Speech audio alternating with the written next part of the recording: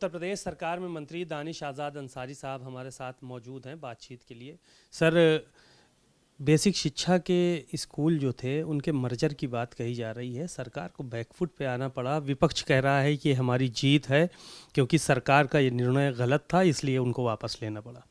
नहीं, देखिए, विपक्ष ने हमेशा बरगलाने और बहकाने वाली राजनीति की है। बेसिक शिक्षा के जो हमारे स्कूल हैं, ये हमारे गांव में जो पढ़ने वाला जो हमारा पिछड़ा समाज है, दलित समाज है, पसमानदा समाज है, उसकी अच्छी शिक्षा का एक रास्ता है।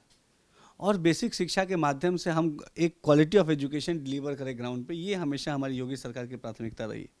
कल हमारे सरकार की तरफ से बहुत साफ स्पष्ट हुआ है कि जो हम मर्जर वाली चीज़ें हो रही हैं, ये बहुत सावधानीपूर्वक हो रही हैं और किसी भी छात्र का, एक भी किसी छात्र का अहित ना हो, इन तमाम चीज़ों को सुनिश्चित किया जा रहा है। एक एक छात्र, उत्तर प्रदेश का एक एक छात्र हमारे प्रदेश की धरोहर है, हमारे प्रदेश के विकास का रास्ता है।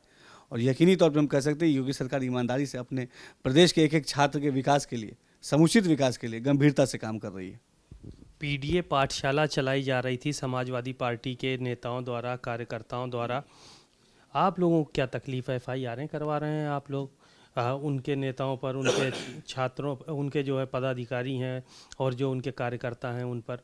आखिर क्यों एफआईआर कराने की क्या ज़रूरत पड़ रही है? नहीं, देखिए, हमें कोई अच्छी शिक्षा जनता तक पहुँचे, ये हमारी प्राथमिकता। हमें कहीं कोई दिक्कत नहीं है किसी भी तरीके की कोई सकारात्मक पहल से, लेकिन पहल के पीछे अगर राजनीतिक मकसद होगा, पहल के पीछे अगर समाज को भटकाने का और भड़काने का एजेंडा होगा, तो ये कहीं से भी मतलब उचित नहीं है।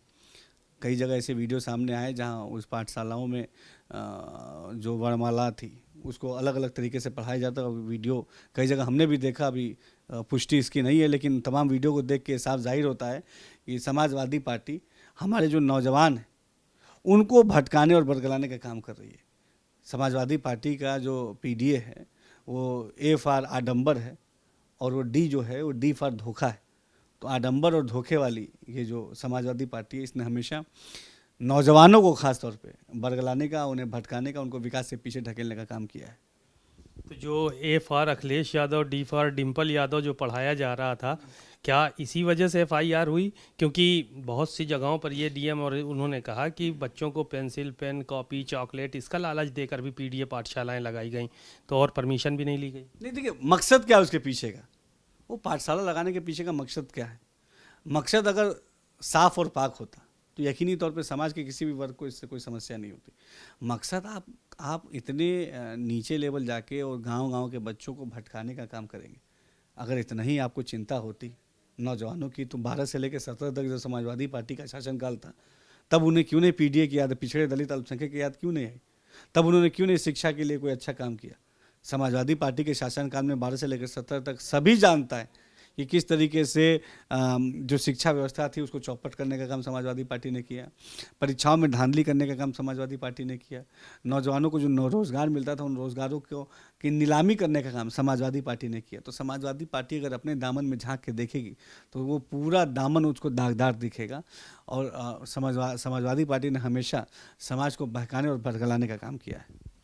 अमेरिका ने जो टैरिफ 25% का लगाया था भारत के आयात और निर्यात पे, बता रहे थे कि उसका काफ़ी असर जो है वो पड़ने जा रहा था, तो उसको 7 दिन के लिए जो है वो बढ़ा दिया गया है। हालांकि विपक्ष हमलावर है, कहा कि पूरा देश जो है वो गर्त में डाल दिया, अर्थव्यवस्था चौपट कर रहे हैं, देश को बर्बाद कर दिया है केंद्र सरकार ने। इस तरह के आरोप विपक्ष जो है वो लगा रहा है। विपक्ष को ये देखना समझना चाहिए कि केवल आरोप लगाने से बात नहीं होगी। प्रधानमंत्री मोदी जी के नेतृत्व में आज भारत विश्व का सबसे तेजी से उभरता हुआ अर्थव्यवस्था बन के उभरा है, सबसे मजबूत देश बन के उभरा है, सबसे शक्तिशाली देशों में अगर आज भारत का शुमार हो रहा है। भारत की गिनती आज लीडिंग देशों में हो रही है, जो तेज़ी से आगे बढ़ रहे हैं। हम अर्थव्यवस्था में आगे बढ़ रहे हैं, हम रोज़गार में आगे बढ़ रहे हैं, शिक्षा में आगे बढ़ रहे हैं। पूरी दुनिया से बड़े बड़े उद्योग, कल कारखाने जो लगाने वाली कंपनियां वो भारत की तरफ आकर्षित हो रही हैं, भारत को एक बेहतर प्लेस आज बता रही हैं। तो विपक्ष ने कानों पे पर्दे लगा लिए, आंखों पे पट्टी बांध दी। उसको भारत का विकास न दिखाई देता है न सुनाई देता है। विपक्ष केवल और केवल एकमात्र एजेंडे पे लगा हुआ है कि किस तरीके से अपने भारत की छवि, वो प्रधानमंत्री मोदी जी की छवि नहीं धूमिल कर रहे हैं, वो भारत की छवि धूमिल कर रहे हैं। विपक्ष के नेता राहुल गांधी जी, कांग्रेस पार्टी के नेता राहुल गांधी जी विदेशों में जाके भारत की आलोचना करते हैं। ये कहाँ तक सही है? हम बेशक अलग अलग दल के हो सकते हैं, लेकिन हमारे दिलों में भारत बसना चाहिए।